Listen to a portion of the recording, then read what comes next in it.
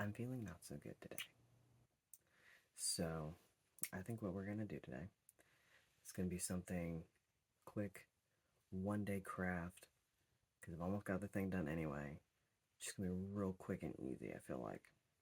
Something we can get through one day, one night, be donezo. How's that sound? Sound good? Sounds good to me too, baby. I started doing a little needle felting. This has been probably like a year ago now. And this is a little, as you can tell, probably gross. There's a fly on my phone. Ick, hate you. This is a little rattle. A little rattle. He is made from some wool felt. It's right here. Underneath, he is a skeleton made of yarn and tinfoil, I think. Tinfoil. So his head's very heavy. This is also the first time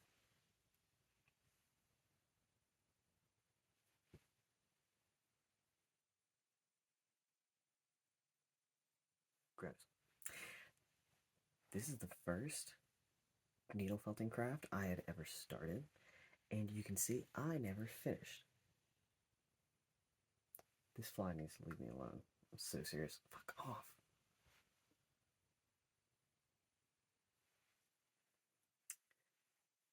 And it's taken me a while, but I've finally gotten the colors that I need right here. So we're going to use these three right here. This is the very first needle felt that I ever started. And I started it probably, gosh, over a year ago. Maybe a year and a half. And I never did finishing. I have felt. I got it. It's right here. We can finally finish him. It'll be great. It's so exciting.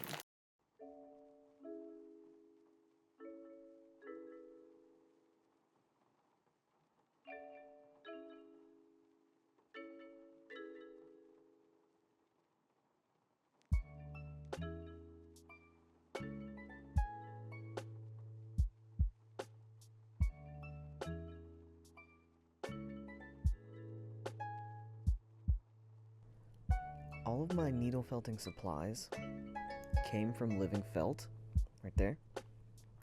They are an independent chain that you can go to online and you can buy everything. This right here is actually a beginner's kit. Great, absolutely great value. It does usually come with one needle, but I bought a second one just in case.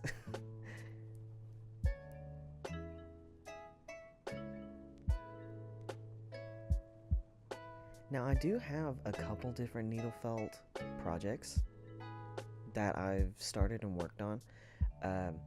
There's, of course, Raddle right here. I've got a Stardew Valley one that I started because I only had this basic cream, like, underpinning?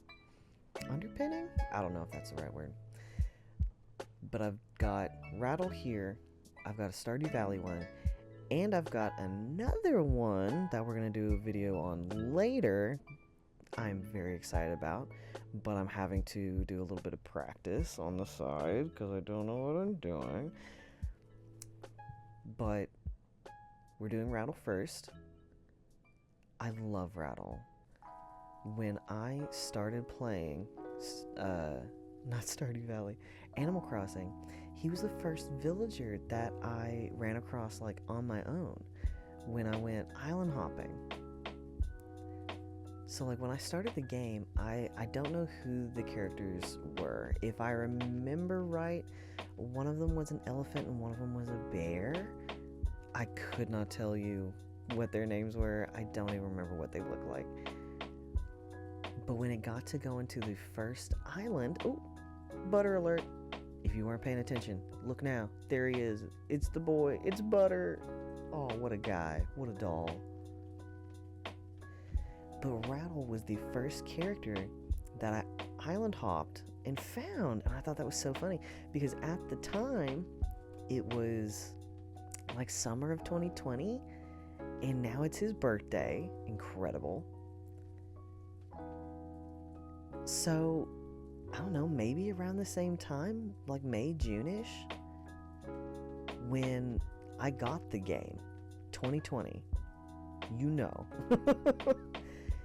And it was so funny. Very first island that I went to, I looked off in the distance. I was like, is that a frog? I don't really run a frog, but let's go see who it is. And all I'm seeing is the back of him. And as I get closer, they're just kind of wandering around. But he happens to turn in my direction, and when he does, I see his little face mask, and I'm like, oh my gosh. That's incredible. Holy shit. What a time to be alive. I am so excited, and it tickled me so bad. I was laughing so hard when I saw him in his little face mask. It was like, how perfectly fitting for what's going on, because I'm stuck in my house. I was literally waiting for these face masks to arrive in the mail, and lo and behold, a little guy. He's already prepped and ready. Such a little weirdo too. Him and his bugs in the dirt, and oh gosh, I just love him so much. And he has been on my island ever since. He is my longest lasting islander. Love him. My favorite boy. And I'm not posting this in time, but I did finish him in time for his birthday. I'm very proud of myself.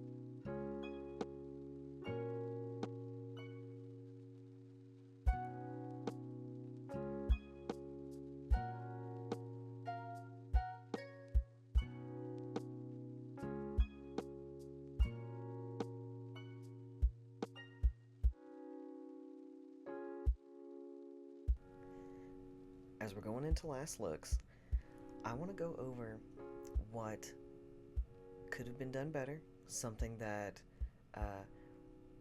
maybe I would have changed, done differently, things that I've learned now that I've finished this project. I think he looks incredible.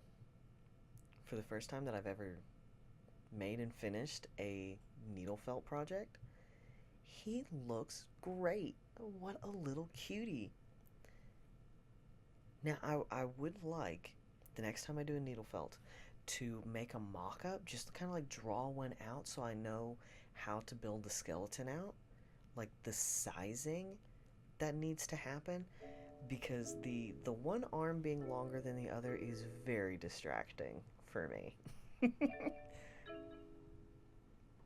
What I've been doing now that I'm kind of displaying him out, I keep that one arm up a little higher and more like out towards like me, the viewer, however you want to see it. With that arm up and out, it gives the other arm a bit of a foreshortening. So like you're seeing this outward arm closer, it also helps it make it look a little bit shorter, like it's the correct size if you were to lay it down against the body. So it looks better with the arm up and out. Otherwise, I think he turned out great. He looks so cute. My little angel, my sweet boy. Look at him. Oh, and those eyes are perfect. I'm so happy that I had those eyes just on deck. What a good way. What a good way this turned out. And it was raining that day, so it gave him an even more kind of like melancholy look, and he always kind of looks like that. But oh, it was perfect. What a perfect day.